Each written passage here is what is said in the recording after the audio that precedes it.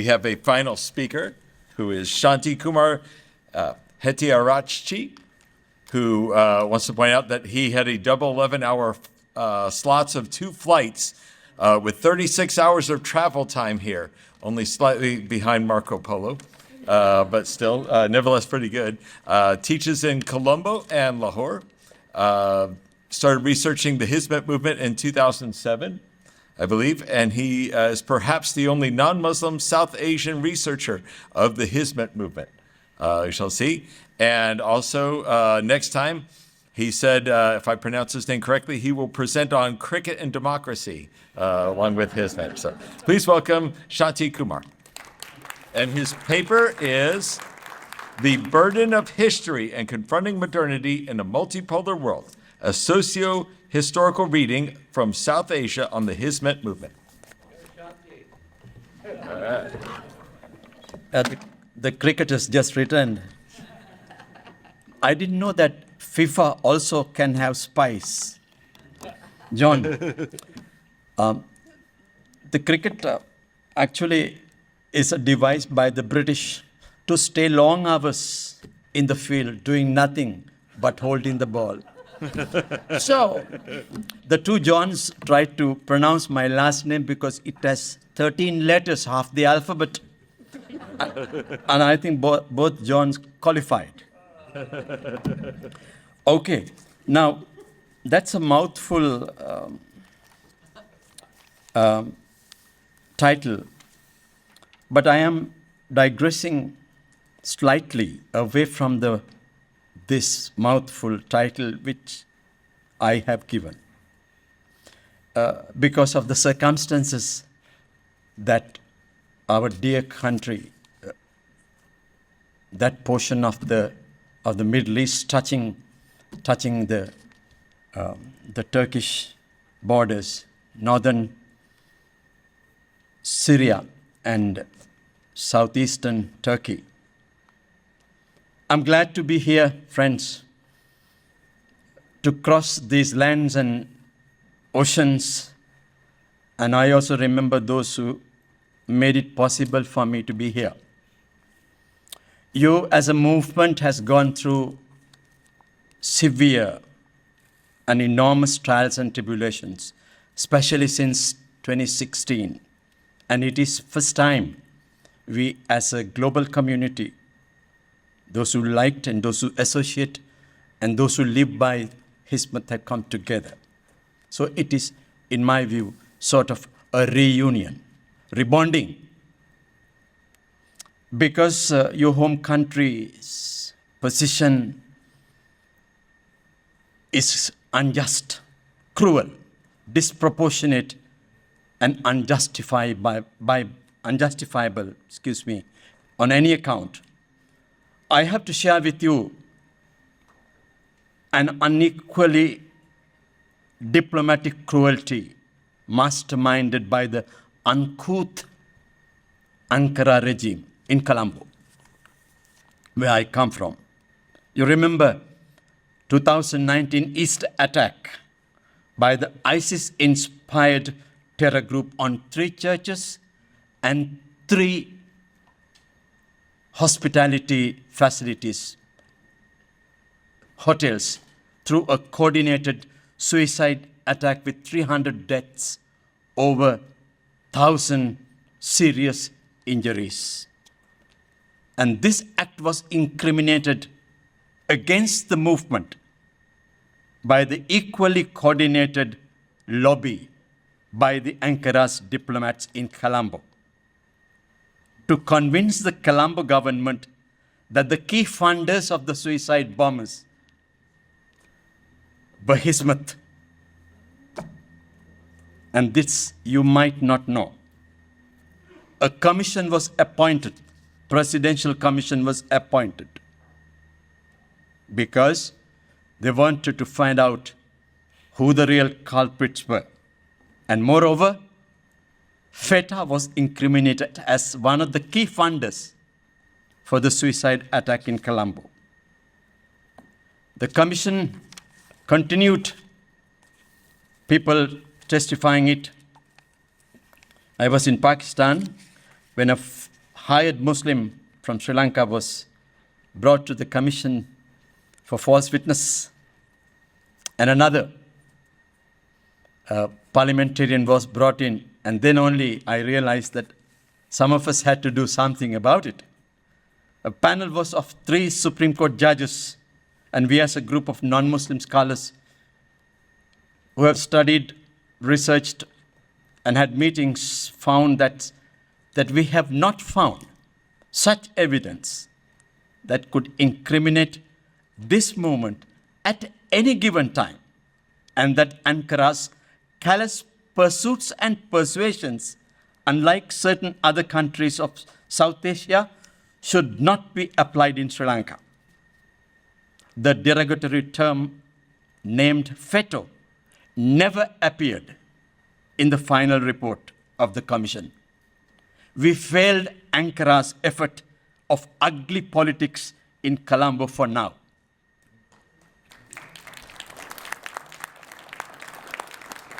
But I want to pay tribute to those Hizmet friends who were in Colombo and who, in the nick of time, found their way out of Colombo into Bangladesh, Thailand, India, Cambodia, and rest of the world.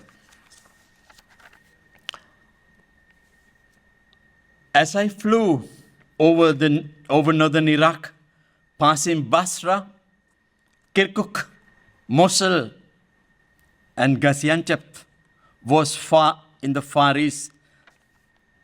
Before crossing the Black Sea, all our thoughts were at the epicenter of this devastating earthquake of southeastern Turkey, because I remember the 2004 December Asian tsunami.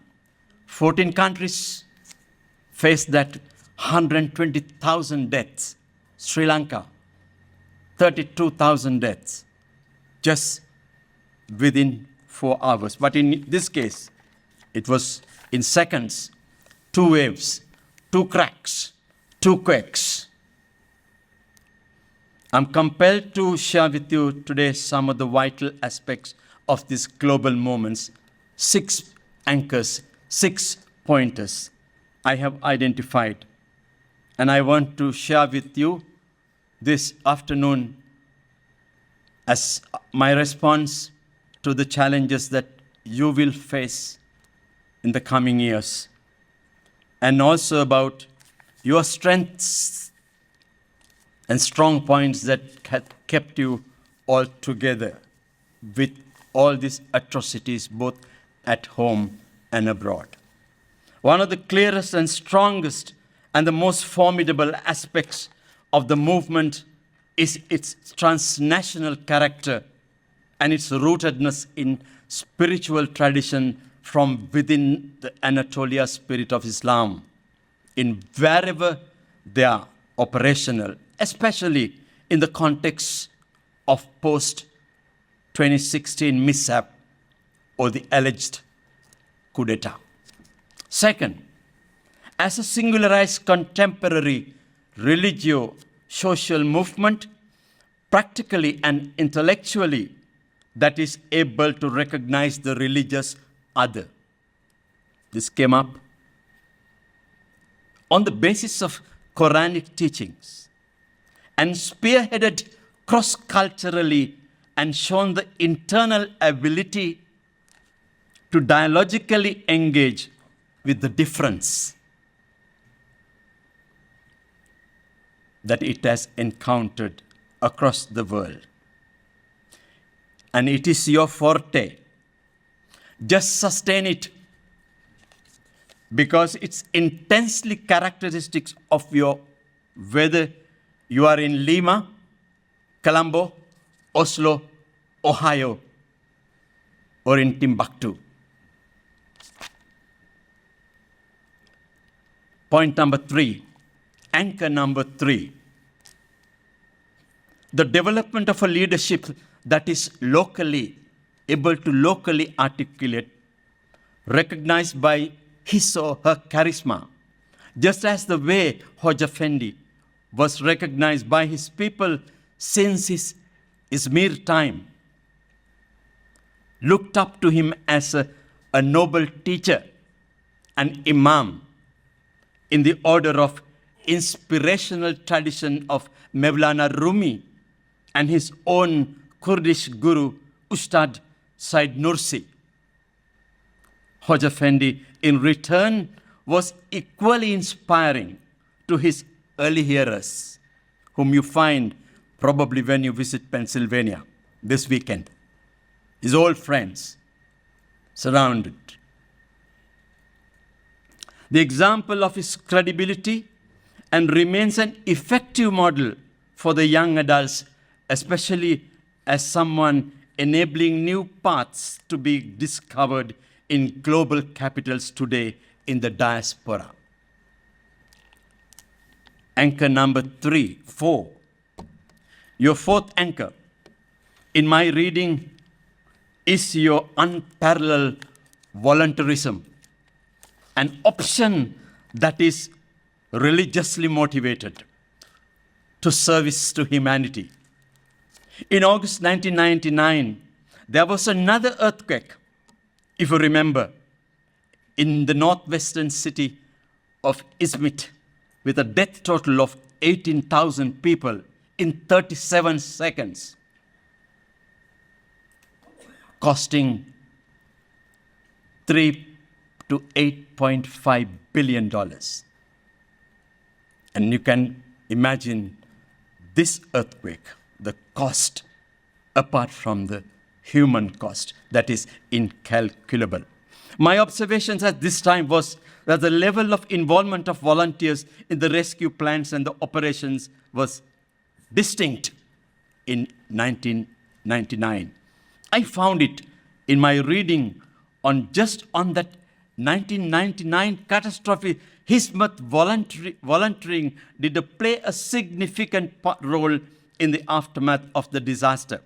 However, in the current disaster, the volume of volunteers are bound to be and conspicuously absent. The level of support, structure of victims, restructuring of the victims, level of support and the structure through which they are going to provide this support for the victims and survivors going to be very little. Because even the non-governmental organizations will be under scrutiny. All such groups would be reluctant to engage in the devastation as it unfolds, shocking the global community.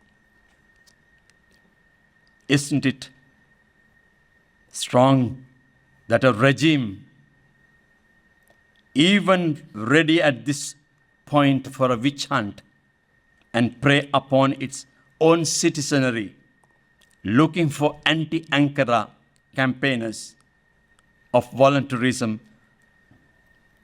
of its own civilians to be trapped, to be caught.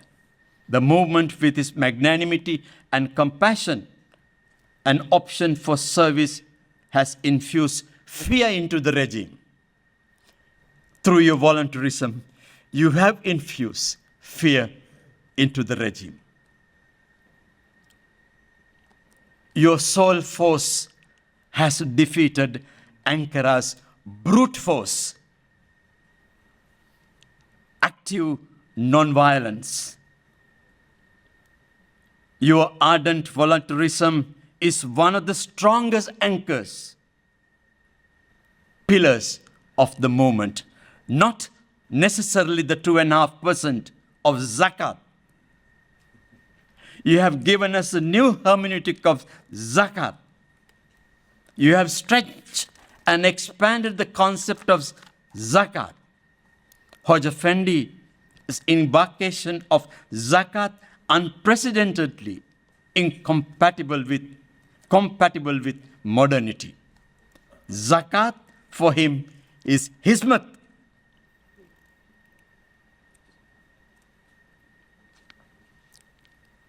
Hizmet in action, in my view, it is Islamic social doctrine, deeply an Islamic social doctrine. It fits well, even able to sit alongside the most developed Catholic social doctrine explicated by none other than Pope Leo XIII in 1898 in his encyclical Rerum Novarum, which he explains supporting the needs of others, leading to empowerment and self-sufficiency.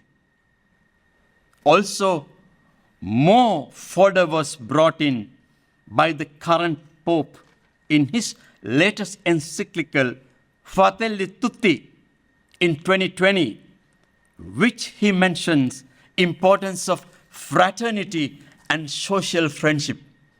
Hizmet, your social doctrine. I suggest some of the doctoral students here or elsewhere take up this as a subject of their future research and study. Your fifth anchor, your fifth strong point, I have found in the concept of hoşgörü. Tolerance in itself might have been read as timidity, lack of robust leadership that can both challenge the unprincipled social behavior and the moral incapacity to the harsh world of neoliberalism and trade. Data-savvy modern practice of technocrats, a plateau of weaponizing every access of ordinary masses to the basic sources of life. Example, weaponization of energy and food security, especially in the troubled spots of the world.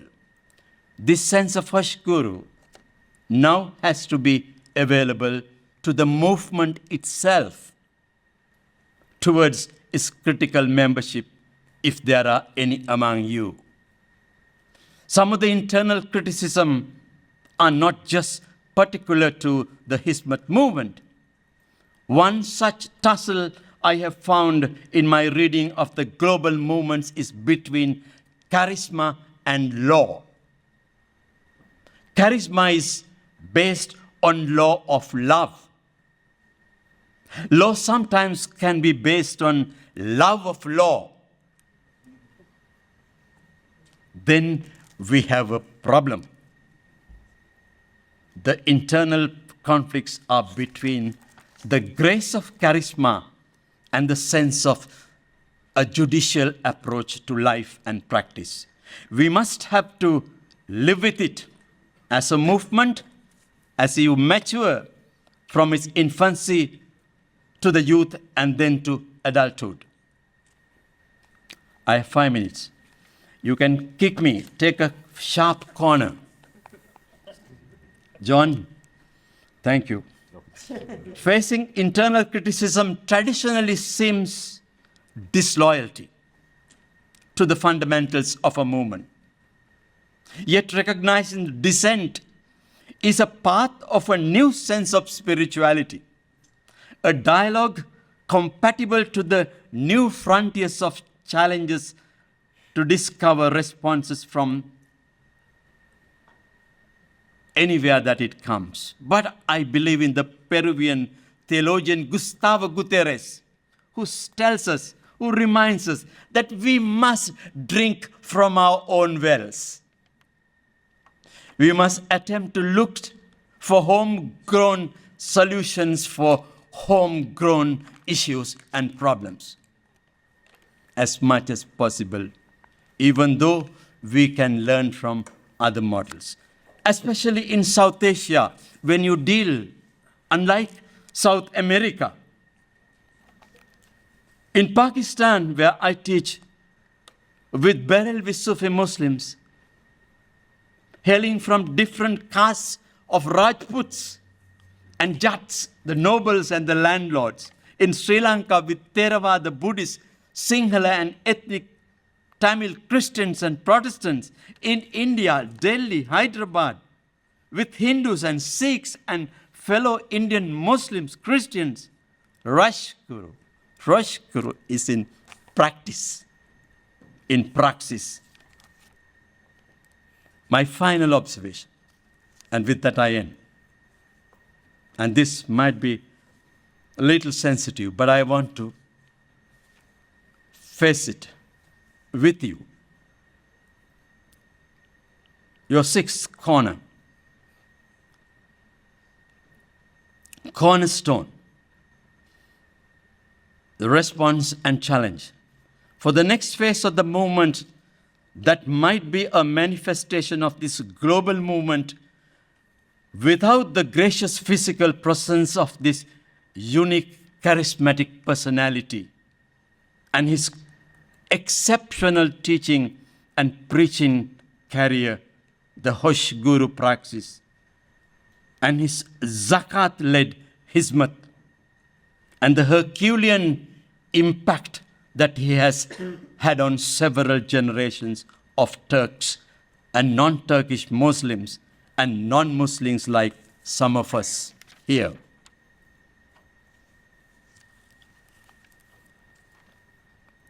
But those of us who are non-Muslims have been interestingly woven into a web of solidarity for the public good in this multipolar world. As much as Nursi has had an impact in his world, so was Fethullah Gulen in this generation.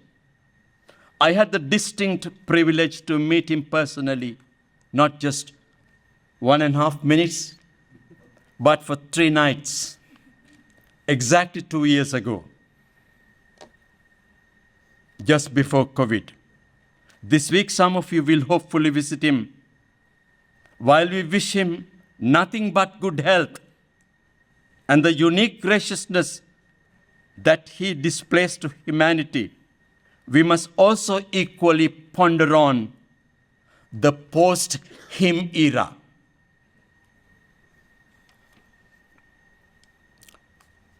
If you are realistically an organization as movement sustainers of today, it's the 6th pillar I'm suggesting.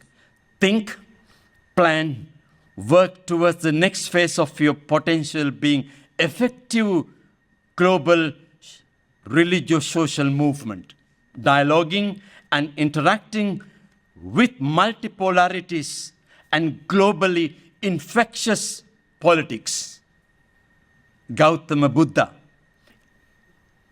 on his deathbed, was asked by his erudite and likable disciple Ananda, "Master, what must we do? Or whom shall we appoint?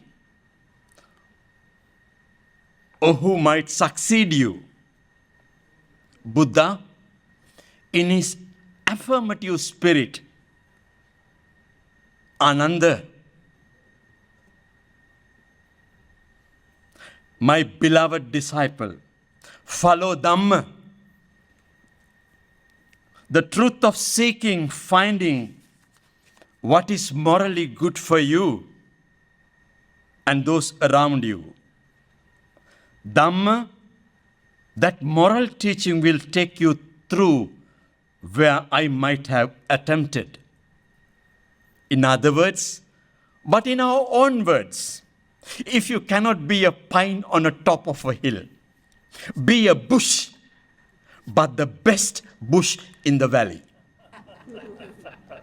Thank you.